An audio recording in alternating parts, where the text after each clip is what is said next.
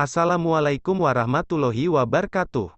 Syekhona Kholil Bangkalan merupakan ulama ternama Indonesia, yang lahir di Bangkalan, Madura, pada tanggal 7 Januari tahun 1820 silam. Saat kecil, Syekhona Kholil belajar dari para kiai dan pesantren di Pulau Jawa. Ia belajar dari Kiai Muhammad Nur, Kiai Harimastik asal pesantren Langitan, Tuban, kemudian Kiai Haji Kholil Bangkalan pindah ke beberapa pesantren hingga di usia 24 tahun. Ia juga belajar ke Mekah Medinah ke beberapa ulama seperti Syekh Nawawi Al-Bantani, Syaikh Mustafa bin Ahmad Al-Afifi Al-Maki di Mekah dan sebagainya. Kemudian, beliau mendirikan pesantren dan banyak memiliki murid yang berasal dari sejumlah daerah di Indonesia, bahkan, muridnya menjadi ulama ternama di Indonesia. Di antaranya Hadratus Syaikh Kiai Haji Hashim Asy'ari dan Kiai Haji Wahab Wasbullah, tokoh ulama yang mendirikan Nahdlatul Ulama tahun 1926. Tak heran, dengan keilmuan dan kedekatannya dengan Allah Subhanahu wa Ta'ala, Syekhona Kholil memiliki banyak karomah yang sudah banyak didengar masyarakat Indonesia. Di antara sekian karomah beliau, ada salah satu peristiwa di mana sebuah rumah langsung miring saat Syekhona Kholil menginjakkan kakinya. Suatu hari Syekhona Kholil mendapat undangan di pelosok Bangkalan, Madura. Hari jadi yang ditentukan pun tiba, para undangan dari berbagai daerah berdatangan.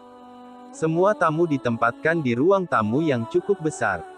Namun meski tamu sudah datang semua, namun belum ada tanda-tanda acara akan dimulai.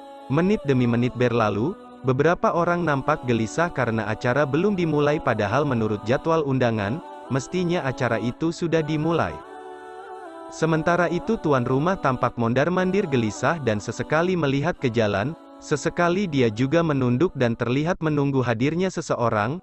Melihat acara belum dimulai, si Fulan yang hadir dalam undangan dan terkenal jagoan daerah itu tidak sabar lagi. Si Fulan tiba-tiba berdiri sambil berkacak pinggang lalu berkata, "Siapa sih yang ditunggu-tunggu kok belum dimulai?" Kata Fulan dengan nada tinggi, "Kami menunggu Kiai Kholil," jawab tuan rumah, sambil berupaya menenangkan suasana yang sudah memanas. "Siapa sih dia? Hanya karena dia acara ini jadi diundur-undur," ejek si Fulan. Belum selesai bicara, datang sebuah dokar yang tak lain adalah Kiai Kholil yang ditunggu-tunggu. "Assalamualaikum," ucap Kiai Kholil, sambil menginjakkan kakinya ke lantai tangga paling bawah rumah besar itu. Bersamaan dengan injakan kaki Kiai Kholil, gemparlah semua undangan yang hadir, karena tiba-tiba rumah menjadi miring. Melihat kondisi itu, para undangan tercengang dan tidak berani menatap wajah Kiai Kholil. Si Fulan yang terkenal jagoan itu ketakutan, nyalinya menjadi kecil. Setelah beberapa saat kejadian itu berlangsung, Kiai Kholil mengangkat kakinya, dan seketika itu juga rumah yang sudah miring kembali seperti sedia kala. Semua undangan yang hadir pun langsung menghampiri dan menyalami Kiai Kholil. Akhirnya Fulan yang sok jagoan itu menjadi sadar atas kesalahannya.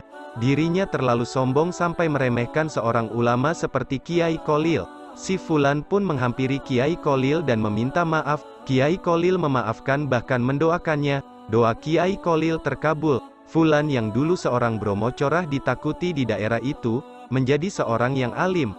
Perilaku Fulan kini menjadi panutan masyarakat daerahnya. Jamaah zikir yang dirahmati Allah, itulah karomah Syekhona Kholil Bangkalan. Semoga kita semua mendapatkan barokah beliau. Amin amin ya rabbal alamin.